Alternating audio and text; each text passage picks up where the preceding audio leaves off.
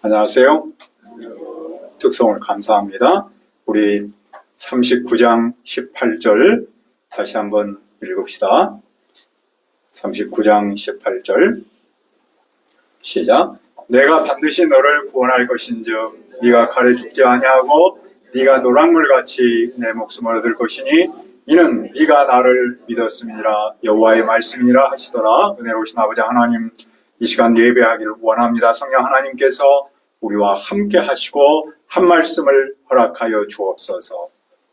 이 예배를 성령 하나님께서 함께 하시고 또한 축복하여 주옵소서. 감사하고 예수님의 이름으로 기도합니다. 아멘. 주전 586년 예루살렘 성은 잿더미가 되었고 성전도 불탔습니다. 하나님의 약속은 사라진 것 같고 희망은 끊어진 듯 했습니다. 그때 하나님은 무엇을 하셨습니까? 첫째, 하나님은 말씀대로 일하셨습니다. 때는 유다의 시드기야 왕 제9년 열째 달이었습니다. 오늘의 달력으로는 주전 588년 1월이었습니다. 바벨론 왕 느부갓네살과 그의 군대가 예루살렘을 포위했습니다. 그리고 약 2년 후 시드기야 11년 4월 즉 586년 7월에 예루살렘 성벽이 뚫렸습니다. 바벨론의 고관들이 예루살렘 성문 가운데 자리를 잡고 앉았습니다. 이것은 정복자의 통치를 공식적으로 선포하는 장면입니다. 그때 시드기야와 군인들은 어떻게 했습니까? 그들은 밤에 도망쳤습니다. 그러나 그들은 여리고 평원에서 바벨론 군대에 붙잡혔습니다. 시드기야는 느부갓네살 왕 앞에 끌려갔습니다. 느부갓네살은 시드기야의 눈앞에서 그의 아들들을 죽였고 귀족들을 죽였습니다. 느부갓네살은 시드기야 왕국이 다시는 일어나지 못하도록 그 뿌리를 잘랐습니다. 그리고 느부갓네살은 시드기야의 두 눈을 빼고 사슬로 결박하여 바벨론으로 끌고 갔습니다. 갈대아 군대는 왕궁과 백성의 집들을 불태우고 예루살렘 성벽을 허물었습니다. 그리고 그들은 성 안에 남은 백성과 항복한 자들 그의 사람들을 모두 바벨론으로 옮겼습니다. 그들은 오직 아무 소유도 없는 가난한 사람들만 유다 땅에 남겨 포도원과 밭을 맡겼습니다. 여기에는 무슨 의미가 있습니까?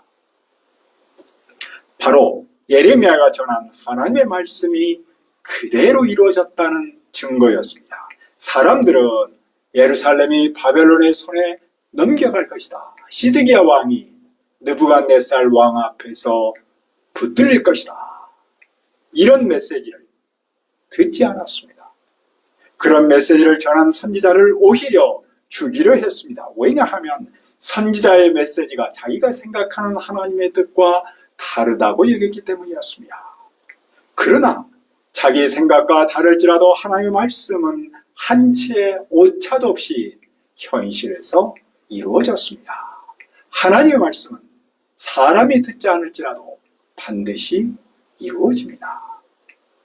오늘도 어떤 사람은 하나님의 말씀을 선택적으로 받아들입니다. 자기 생각과 맞는 말씀은 듣지만 자기 생각과 다르면 거절합니다. 심지어 반발합니다. 특히 하나님의 축복에 대한 말씀은 잘 듣지만 심판에 대한 말씀은 거부합니다.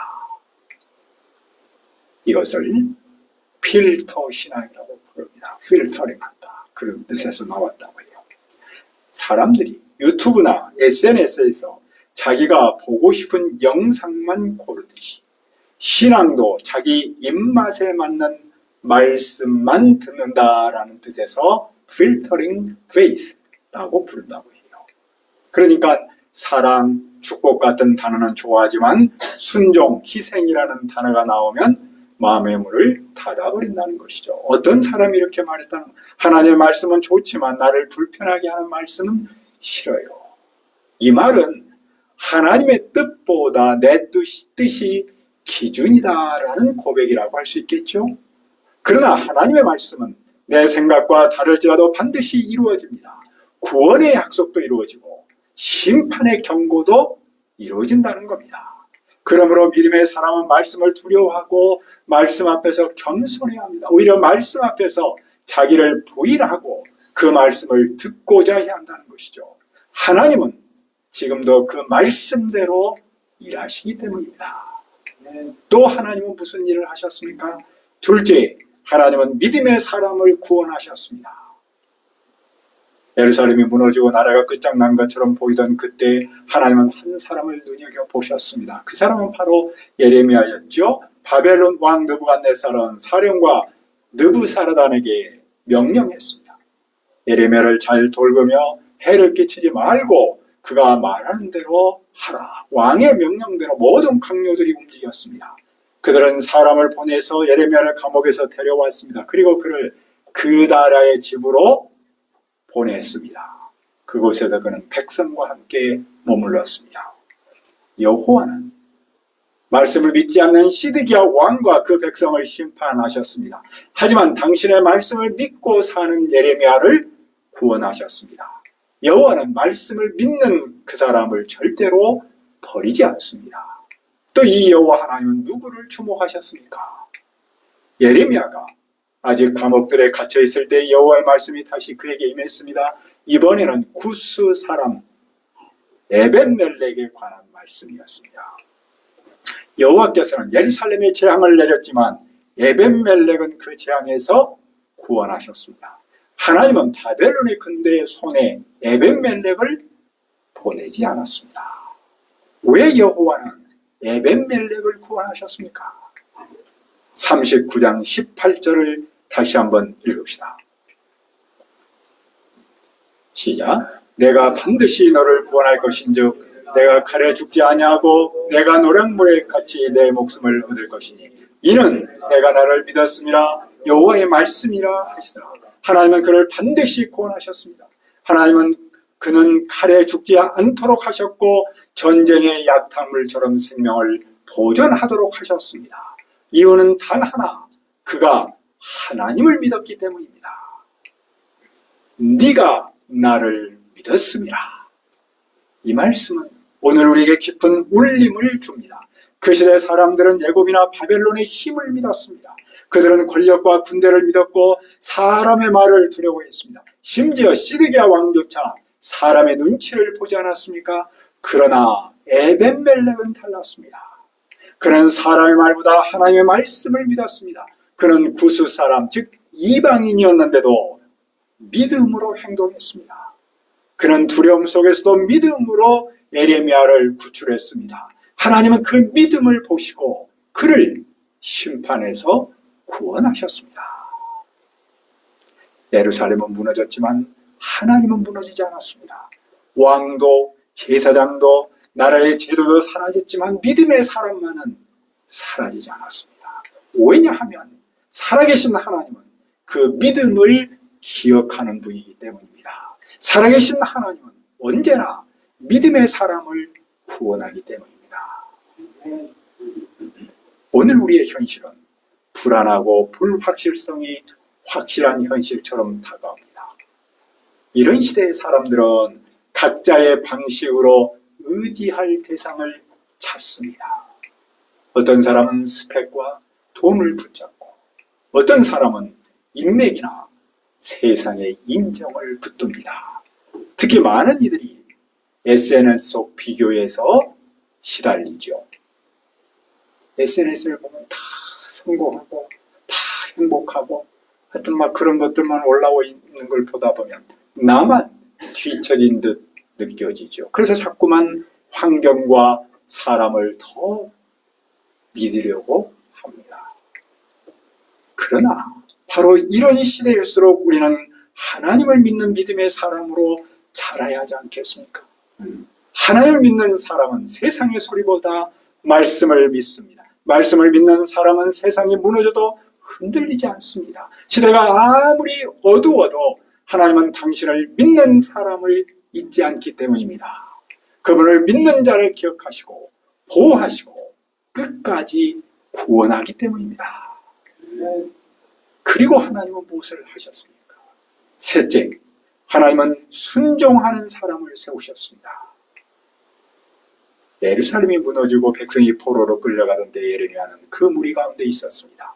사령관 느부사르단은 예레미야를 알아보고 사슬을 풀어주었습니다. 그 순간 여호와의 말씀이 다시 예레미야에게 임했습니다. 사령관은 놀라운 말을 했습니다. 네 하나님 여호와께서 이곳에 재앙을 선포하시더니 그 말씀대로 행하셨구나. 그는 이방이었지만 예루살렘이 망한 이유를 정확히 알고 있었습니다. 유다가 여호와께 죄를 지었고 그분의 음성에 순종하지 않았기 때문이라는 겁니다. 하나님은 이렇게 이방인의 입을 통해서 하나님의 뜻을 깨닫지 못한 유다 백성을 부끄럽게 하셨습니다. 사령관은 예레미야의 사슬을 풀며 말했습니다. 네가 원하는 곳으로 가라. 그는 예레미야에게 자유를 주고 먹을 양식과 선물을 주어 떠나보냈습니다. 예레미야는 미스바로 가서 그 다라에게 머물며 나는 백성과 함께 살았습니다. 그때 유다에 있는 지휘관들은 바벨론 왕이 그 다라를 그 땅을 맡아 돌볼 사람으로 임명했다는 소식을 들었습니다.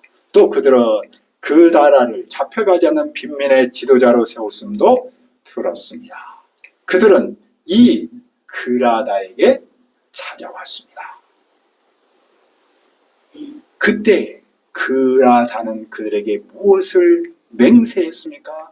40장 9절을 보십시오.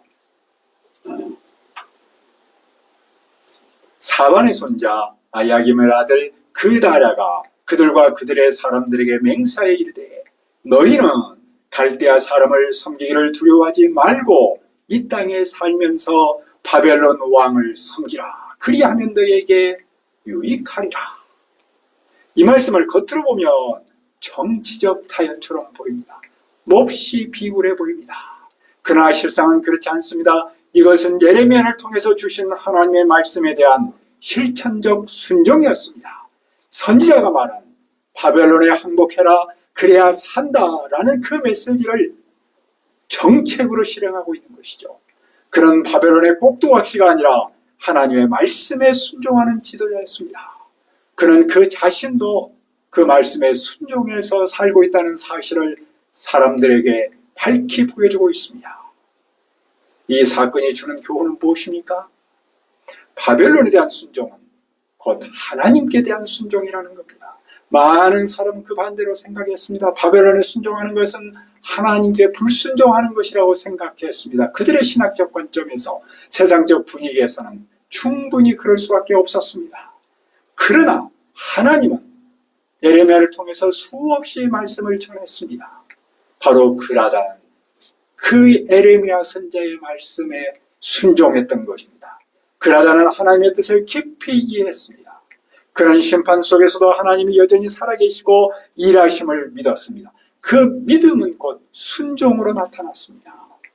그는 믿음으로 살았고 다른 사람도 자신처럼 순종하며 살기를 바랐습니다. 하나님은 지금도 그런 순종하는 사람을 찾고 세우고 쓰십니다. 하나님은 순종하는 사람을 통해서 당신이 이루고자 하시는 새 길을 여시고 계셨던 겁니다.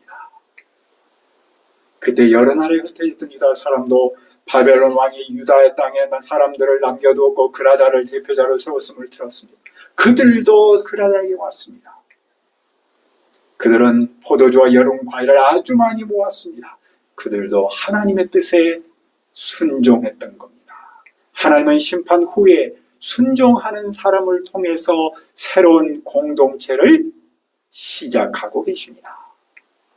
그러나 어둠은 여전히 남아 있었습니다. 암몬 왕이 이스마엘을 보내 그다랴를 암살하려는 음모를 꾸몄습니다. 그 소식을 들은 요하난이 그다랴에게 경고했지만 그는 그 말을 믿지 않았습니다.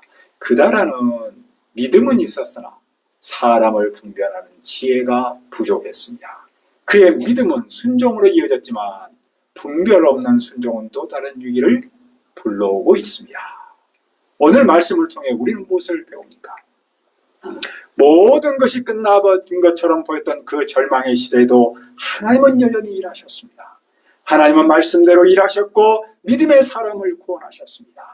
그리고 하나님은 순종의 사람을 세우셨습니다. 이 하나님은 오늘도 동일합니다. 지금도 하나님은 말씀대로 일하고 믿음의 사람을 구원하시며 순종의 사람을 세우셔서 새로운 새 시대에 일을 하고 계십니다. 그런데 그 일하심의 기초에는 무엇이 있었습니까? 변하지 않는 한 가지가 있습니다. 이는 내가 네가 나를 믿었습니다. 네가 나를 믿었다. 바로 믿음이었습니다. 오늘 우리가 이 말씀을 나의 말씀으로 새기기를 바랍니다. 그래야 무너진 세상 속에서도 하나님을 믿는 그 사람으로 서기를 기도합니다. 은혜로우신 아버지 하나님, 모든 것이 끝나버릴 것처럼 보였던 그 절망의 시대 속에서도 여전히 일하심을 믿습니다. 하나님 말씀대로 일하셨고 믿음의 사람을 구원하셨고 순종의 사람을 세우셨습니다. 그래서 새로운 길을 열으셨습니다. 그런데 그 일하심의 기초에는 변하지 않는 한 가지, 네가 나를 믿었음이라는 말씀이 있는 줄 믿습니다. 오늘 우리가 이 말씀을 나의 말씀으로 새기도록 도와주옵소서. 그래야 무너진 세상 속에서도 하나님을 믿는 그 사람으로 서도록 인도하여 주옵소서. 예수님의 이름으로 기도합니다. 아멘.